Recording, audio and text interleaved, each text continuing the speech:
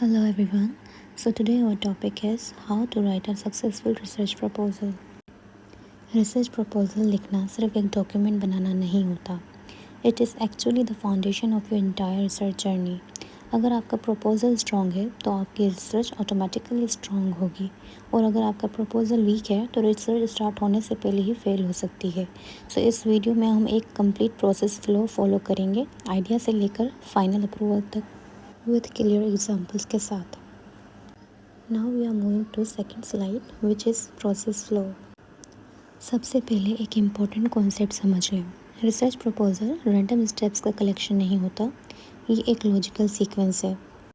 So the step 1 is problem को identify करते हैं. स्टेप 2 उसको क्वेश्चंस और ऑब्जेक्टिव्स में कन्वर्ट करते हैं. स्टेप 3 लिटरेचर रिव्यू से जस्टिफाई करते हैं. नंबर 4 मेथडोलॉजी डिज़ाइन करते हैं. स्टेप 5 उसकी सिग्निफिकेंस एक्सप्लेन करते हैं. और फाइनल स्टेप में फिजिबिलिटी चेक करते हैं. अगर आप इस फ्लो को फॉलो करते हैं तो आपका प्रपोजल ऑटोमेटिकली स्ट्रक्चर्ड और प्रोफेशनल बन जाता है. Now we are moving to another slide. Step 1 research problem.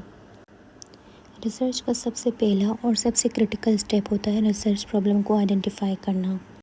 यहाँ स्टूडेंट्स अक्सर मिस्टेक करते हैं. वो टॉपिक चूज़ कर लेते हैं, प्रॉब्लम नहीं.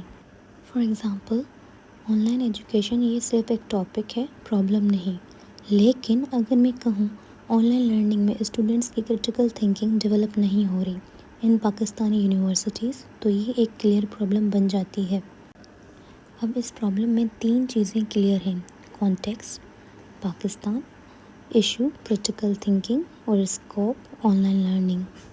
सो इसी तरह आपकी रिसर्च प्रॉब्लम फोकस्ड हो, स्पेसिफिक हो और रिसर्चेबल होनी चाहिए. अब नेक्स्ट स्टेप है प्रॉब्लम को डायरेक्शन देना, और ये होता है रिसर्च क्वेश्चंस और ऑब्जेक्टिव्स के थ्रू. सिंपल वर्ड्स में क्वेश्चन पूछता है क्या और कैसे, ऑब्जेक्टिव बताता है आप क्या करेंगे. Now let's see the example.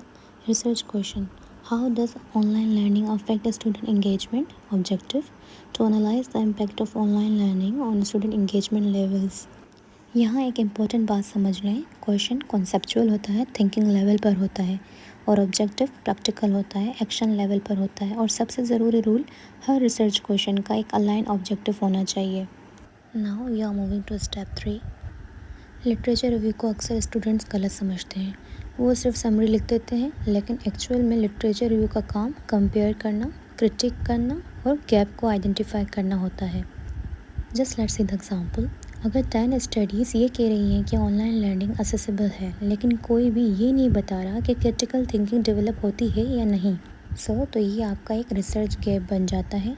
आपको क्लियरली लिखना होता है एग्जिस्टिंग रिसर्च ने ये एरिया कवर किया है, लेकिन ये स्पेसिफिक इशू अभी तक अनएक्सप्लोर्ड है. ये लाइन आपके रिसर्च को जस्टिफाई करती है. अब आता है सबसे प्रैक्टिकल और टेक्निकल पार्ट, मेथडोलॉजी. ये वो स्टेप है जहाँ आप बताते हैं कि आप अपनी रिसर्च एक्चुअली कैसे कंडक्ट करेंगे. For example, this study will use a quantitative survey method with 200 university students.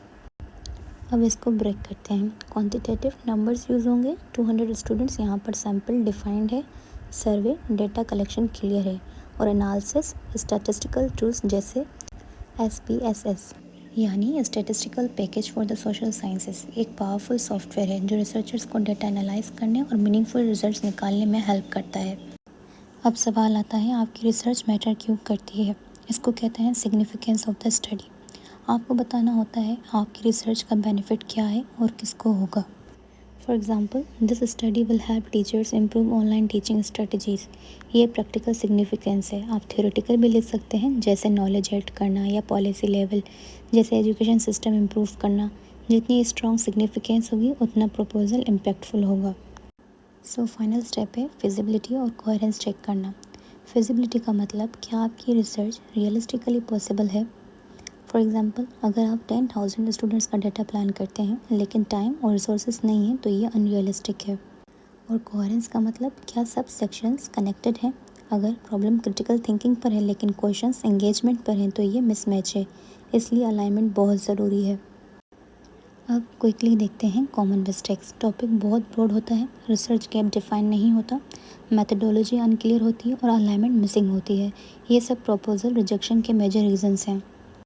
So finally आप एक सिंपल फार्मूला याद रखें, a strong research proposal is equal to clear problem, logical flow, practical method.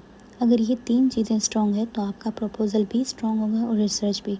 और हमेशा याद रखें, research proposal लिखना एक स्किल है और प्रैक्टिस के साथ ये हमेशा परफेक्ट होती है।